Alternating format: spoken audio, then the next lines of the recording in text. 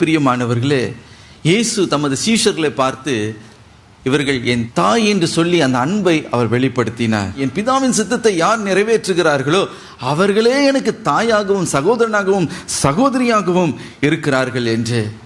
ஆம் பிரியமானவர்களே, இன்றைக்கு அவருடைய மெய்யான சீஷர்கள் என்று நம்மை அழைக்கிறாரே, நம்மை பார்த்து அவர் என்ன சொல்லுகிறார் தெரியுமா? நீ என் தாயை போல் இருக்கிறாய் என்று. இதை கேட்கும் பொழுதே நமக்கு தூக்கி வாரி போடுது.